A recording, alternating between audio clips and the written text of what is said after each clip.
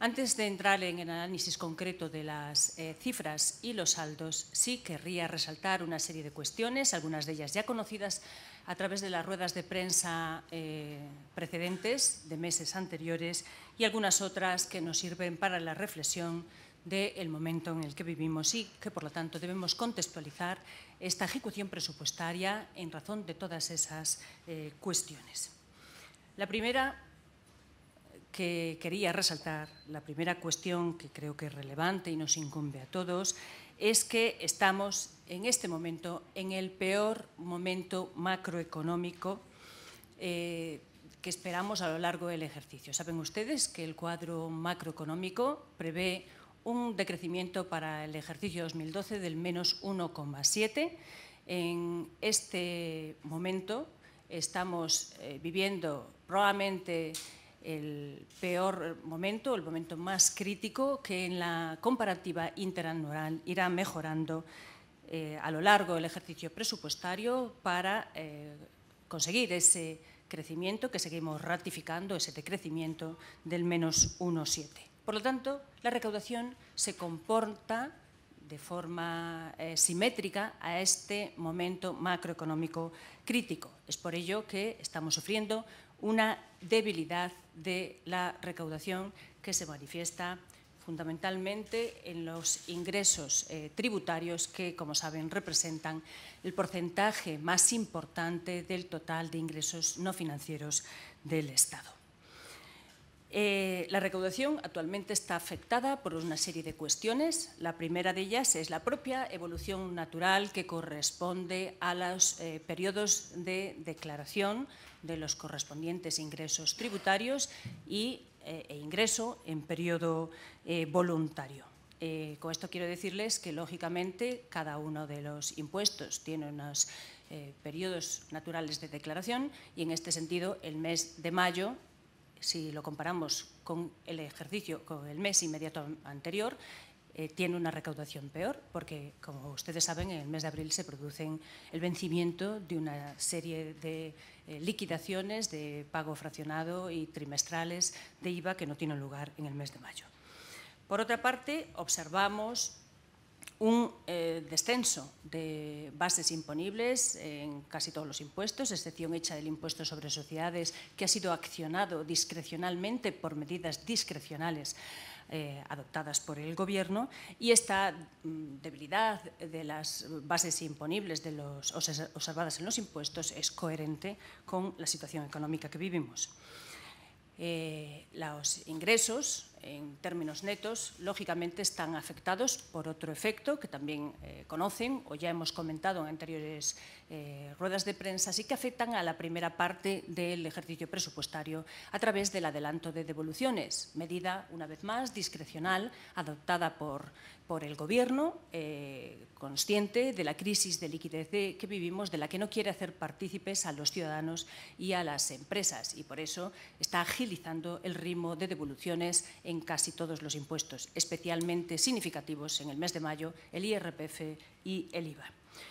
Y también tenemos que tener en cuenta que la recaudación ya tenía previsto en el proyecto de ley de presupuestos generales del Estado descender y para paliar la merma de recaudación que corresponde a este decrecimiento que experimenta el ejercicio 2012, se adoptaron una serie de medidas discrecionales que intentan paliar ese déficit de recaudación, y estas medidas discrecionales por el lado de los ingresos todavía han tenido un efecto limitado hasta el momento. La Agencia Tributaria cifra esas medidas de consolidación fiscal únicamente en 1.614 millones de euros hasta el momento, frente a los 12.000 millones de euros previstos en el presupuesto. Por el lado del gasto, la ejecución presupuestaria se adecúa a la previsión presupuestaria, es decir, el gasto se comporta conforme a lo presupuestado. Estamos haciendo lo que corresponde a un momento dificilísimo que estamos viviendo, y lo estamos haciendo con todas nuestras herramientas desde el punto de vista de la consolidación fiscal. Desde luego, esta semana será clave en el seno de la Unión Europea, el debate de todos los Estados miembros y, una vez más, España confirma que va a cumplir con los escenarios propios del contexto europeo, tanto en déficit como en el euro, más Europa, más euro. Necesitamos, en este sentido, el apoyo institucional firme y decidido por parte de la Unión Europea que apuntale el esfuerzo amplio, desde luego, la dificultad del momento que estamos viviendo. Por otra parte, también tenemos que tener en cuenta una cuestión que, si cabe en la presente rueda de prensa, se entenderá mejor que en ruedas de prensa posteriores, cuando hablamos de la ejecución presupuestaria del Estado, y es la medida también discrecional del Gobierno de adelantar las transferencias correspondientes a otras administraciones territoriales. Nos estamos refiriendo fundamentalmente a las comunidades autónomas y las corporaciones locales, pero no solo, sino también a la Seguridad Social y a la Unión Europea, que hasta el momento le hemos adelantado ya 2 mensualidades. Me interesa destacar el efecto sobre las administraciones territoriales. Como digo, se han adoptado una serie de medidas discrecionales porque el Gobierno ha querido sostener a través de su presupuesto la suficiencia financiera, la sostenibilidad financiera de las comunidades autónomas, en tanto en cuanto ellas ponían en marcha sus ajustes presupuestarios a través de los correspondientes programas de saneamiento, los planes de equilibrio económico-financieros, que, como saben, fueron considerados idóneos en el último Consejo de Política Fiscal y Financiera. En este sentido, ha adelantado tanto el importe de las liquidaciones positivas correspondientes al 2010, que, como saben ustedes, se devengan y son exigibles en julio del año natural correspondiente, y además, en el caso de que así fuese requerido, determinadas entregas a cuenta. Lo mismo también para las corporaciones locales. Es tan significativo el esfuerzo que ha hecho la Administración del Estado a través de su presupuesto que un 25% de la cifra actual de déficit se justifica por el adelanto de estas transferencias. Por otra parte, tengo que recordar algo que también supone un gran esfuerzo financiero del conjunto del país y una medida que entiendo acertada y que sin duda repercutirá positivamente tanto en el crecimiento como en el empleo. Me estoy refiriendo al saneamiento del sector público que se está abordando como país, como Estado miembro en su conjunto, a través de una línea, una operación financiera sin precedentes, como es la operación de proveedores, que hasta el momento han conocido ustedes su primera fase, apuntalando a las corporaciones locales, y a partir de mañana empezaremos a pagar a los proveedores de las comunidades autónomas una inyección de liquidez de 17.700 millones de euros. Esta medida de higiene financiera, en la que, una vez más, hacemos una demostración de que España, como Estado miembro, España en su conjunto, está comprometida con todos sus proveedores y está dispuesta a pagar siempre lo que debe, va a tener repercusiones positivas sobre el crecimiento y el empleo, y así ha sido considerado y sostenido por diversos analistas financieros, y por lo tanto esperamos que en última instancia incidan positivamente sobre todos los presupuestos nacionales. Les decía que el esfuerzo que ha hecho el Estado para el sostenimiento financiero de las administraciones territoriales quizás se entendiese mejor en esta rueda de prensa que en ruedas precedentes, porque hasta el momento hemos venido manejando una magnitud en términos homogéneos que intentaba depurar aquellos gastos que todavía no tenían que haber tenido incidencia en el déficit del Estado. Ahora el conjunto se puede observar más fácilmente después de haber publicado los datos correspondientes a las comunidades autónomas. El primer trimestre correspondiente a las comunidades autónomas, la primera vez que se publica los presupuestos de las comunidades autónomas en términos de contabilidad nacional, arrojan un déficit cero, que en homogéneo sería un menos 0,49. Esa diferencia, lógicamente, está incidiendo sobre el presupuesto del Estado. Es decir, nosotros vamos peor de lo que nos correspondería como consecuencia de que se está apuntalando a las comunidades autónomas que van mejor de lo que les correspondería hasta julio. Como pueden ver en la página 5, e iniciando ya en el análisis de los saldos y los ingresos y gastos, pueden comprobar que el déficit del Estado en términos de contabilidad nacional hasta mayo ha sido de 36.364 millones de euros, lo que representa 3,41 puntos del PIB. Este déficit, como les he indicado, está afectado por una serie de decisiones discrecionales, del adelanto de transferencias a todas las administraciones territoriales de la Seguridad Social y de la Unión Europea por importe de 9.000 millones de euros.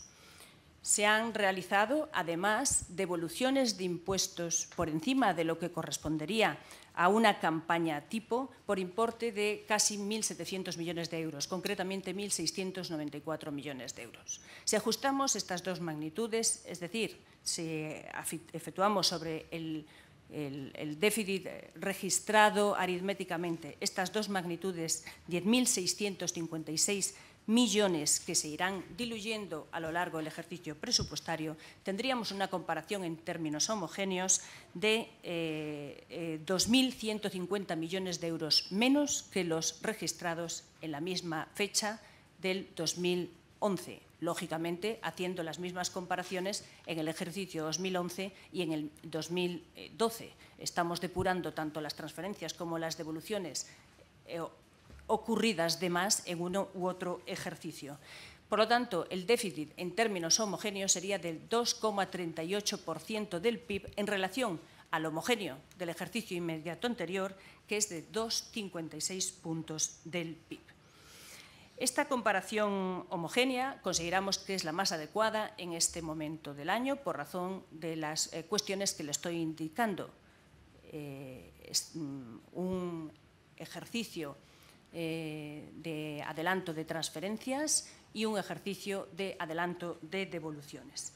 Está revelando que el déficit del Estado ha iniciado una senda descendente que esperamos que se acentúe, es decir, siga siendo más descendente en lo que queda del año. ¿Y por qué esperamos que esto ocurra? Pues porque la mayoría de las medidas de consolidación fiscal diseñadas en los presupuestos generales del Estado para el 2012 aún no han tenido efecto. Estamos hablando, si ustedes recuerdan, del recargo complementario, el IRPF, y del ensanchamiento de bases imponibles y el pago fraccionado mínimo correspondiente al impuesto sobre sociedades, además de la regularización fiscal. Pues bien, hasta el momento les decía que la agencia tributaria únicamente ha medido el efecto de esas medidas de consolidación fiscal en 1.614 millones de euros. El efecto de las retenciones no se ha producido íntegramente, en primer lugar, porque el presupuesto del 2012 aún está soportando vencimientos de retenciones del ejercicio 2011 en razón del devengo que corresponde a su declaración natural, a su plazo voluntario de declaración e ingreso. Por otra parte, hay que tener en cuenta que aún quedan todavía dos pagas extraordinarias por devengar, la de julio y la de diciembre. Y en cuanto al impuesto sobre sociedades, únicamente se ha producido el pago fraccionado correspondiente al primer trimestre y aún restan dos pagos fraccionados que se producirán en lo que el resto del ejercicio, concretamente en octubre y en diciembre. Lo mismo podemos decir de la regularización fiscal, que, como saben ustedes, el plazo de vencimiento de la misma está previsto para el 30 de noviembre. Hechas estas consideraciones, en la página 4 tendríamos el saldo correspondiente en términos de caja, 19.793 millones de euros, un 86% del PIB, que tendría que ser igualmente depurado de los adelantos de transferencias, de los adelantos de evoluciones y, además, teniendo en cuenta la terminología, la metodología de caja en relación a la contabilidad nacional, el déficit de caja está inmediatamente incidido por la cancelación de obligaciones procedentes de ejercicios anteriores y, por lo tanto, la diferencia entre el 11 y el 12, el saldo neto correspondiente, sería lo que deberíamos ajustar para hacer una comparación homogénea. Esa homogeneización, en el caso de la caja, nos lleva a 1.482 millones de euros menos del déficit registrado.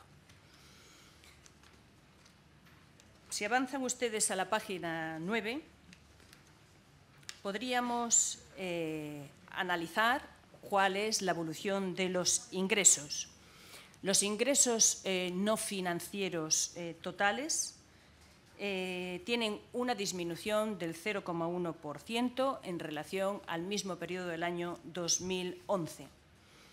Me detendré en la explicación de los ingresos impositivos, que es la magnitud que más nos importa, el 88% del total de los ingresos no financieros del Estado, y la analizaremos sin descontar las transferencias que corresponden a las comunidades autónomas, por ser más significativa desde este punto de vista.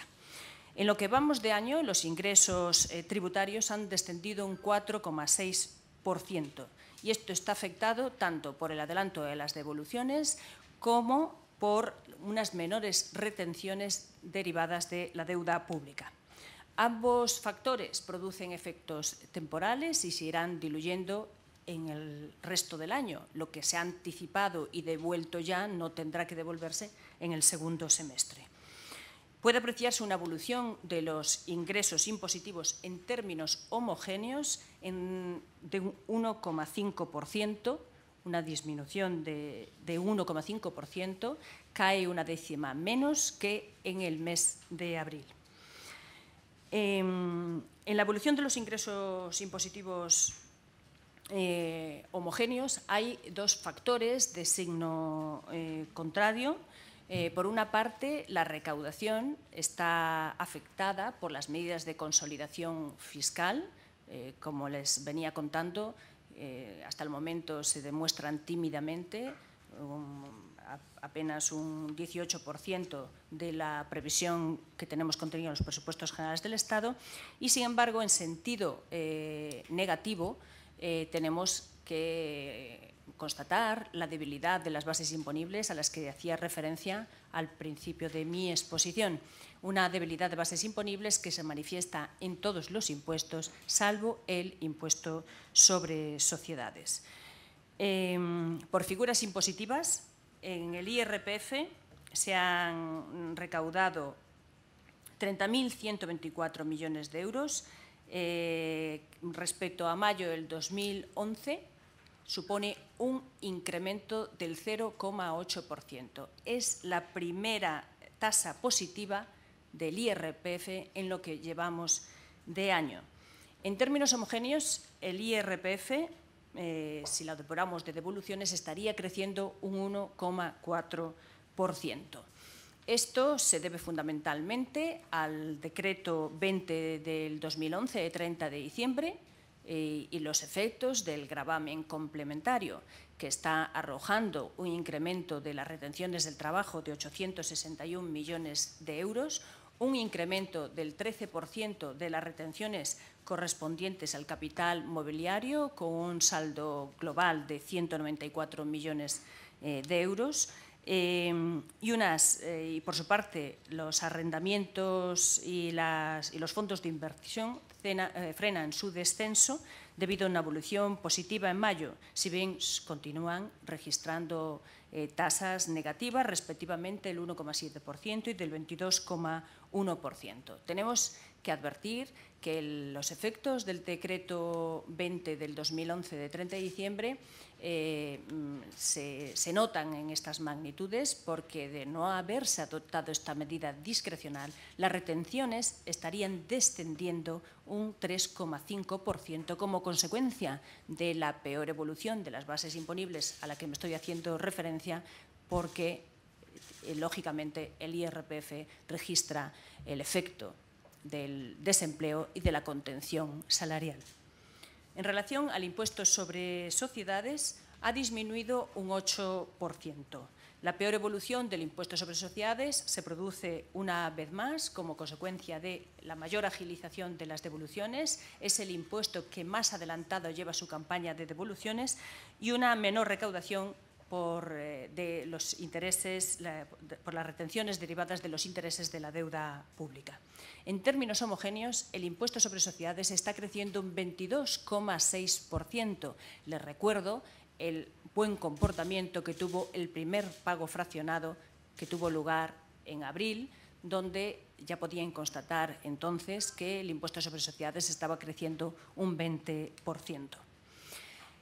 En relación al IVA, tenemos una disminución de un 10,1%, 22.782 millones de euros, y esta caída se debe también a un mayor esfuerzo de devoluciones, ya que estas están aumentando a un ritmo del 7,3%, lo que nos permite anticipar que el segundo semestre del año en relación al IVA va a ser mucho mejor una vez ultimada la campaña correspondiente y el adelanto pleno o completo de las devoluciones.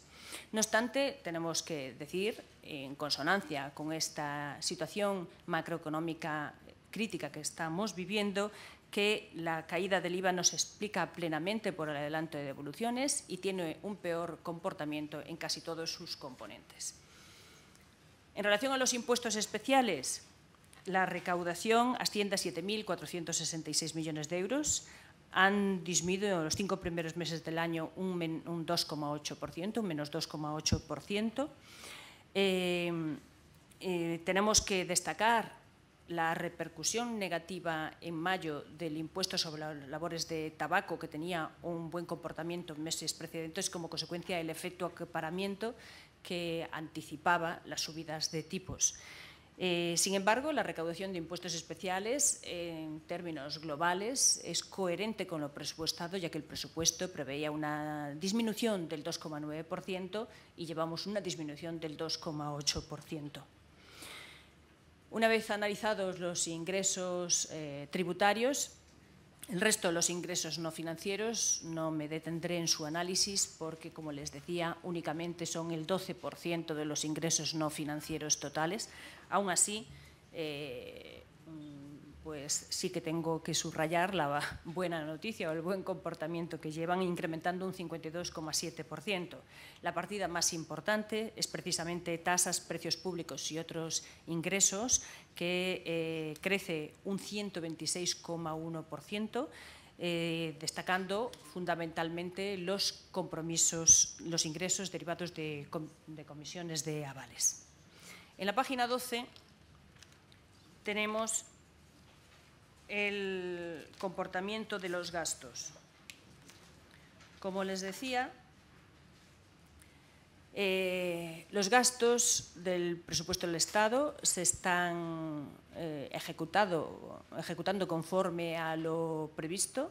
En términos generales, tenemos que destacar una contención de todos los capítulos de gasto, excepción hecha de los gastos de personal, los gastos financieros y los gastos de transferencia, por las razones que les he venido indicando. Los gastos de personal aumentan un 1,4%, pero este aumento se debe fundamentalmente al incremento de las pensiones de clases pasivas y a la revalorización de las pensiones de un 1%, además de un aumento de cotizaciones como consecuencia de adelantos a las mutualidades correspondientes a los funcionarios. Sin embargo, los sueldos están descendiendo un 0,9%. Los gastos corrientes de bienes y servicios están disminuyendo un 30,7%. Los gastos financieros están incrementándose un 32% como consecuencia del calendario de vencimientos y también de la mayor previsión de ejecución presupuestaria que ya teníamos contenida en los presupuestos generales del Estado. Los gastos de transferencias corrientes serían precisamente los que incluirían todas estas transferencias a las que vengo haciendo referencia desde el principio, las correspondientes a las administraciones territoriales y a la seguridad social y también a la Unión Europea, esos 9.000 millones de euros que están restando en el cómputo del déficit del Estado y favoreciendo a otras administraciones. Los créditos para inversiones, pues lógicamente disminuyen y ratifico en esto que cumplen con la previsión presupuestaria. Saben ustedes que las inversiones, tanto la directa como la indirecta, tienen un fuerte ajuste en los presupuestos del 2012, un 19,6% la inversión directa y un 40 y pico por ciento el capítulo 7, la inversión indirecta. Bien, pues la ejecución está descendiendo en términos globales aproximadamente un 36%, destacando las transferencias de capital que tienen una minoración del 65,4%. En definitiva, y para concluir, tengo que decirle que los presupuestos del Estado, la ejecución de presupuestos del Estado en mayo del 2012 está reflejando aritméticamente un comportamiento peor de lo que debería llevar en este momento como consecuencia de una serie de medidas discrecionales que están favoreciendo la liquidez de los ciudadanos, las empresas y las administraciones territoriales. Lleva una senda descendente que deberá ser más descendente para acomodarse al objetivo de estabilidad presupuestaria y que irá evolucionando en los próximos meses. Estamos absolutamente atentos a todos y cada uno de los componentes del presupuesto, tanto el lado del gasto como el lado del ingreso. Las medidas de consolidación fiscal apenas han tenido incidencia, pero no podían tenerla por razón de la naturaleza de los impuestos a los que afecta. Desde luego, no podemos ni vamos a relajar ningún esfuerzo de contención que proceda en el momento crítico que estamos viviendo. Seguimos con las políticas de reforma y de austeridad, algunas de las cuales empezará a dar efectos. Estamos absolutamente decididos a fomentar el crecimiento y la creación de empleo y también a cumplir con nuestros objetivos de déficit y nuestros compromisos con la Unión Europea.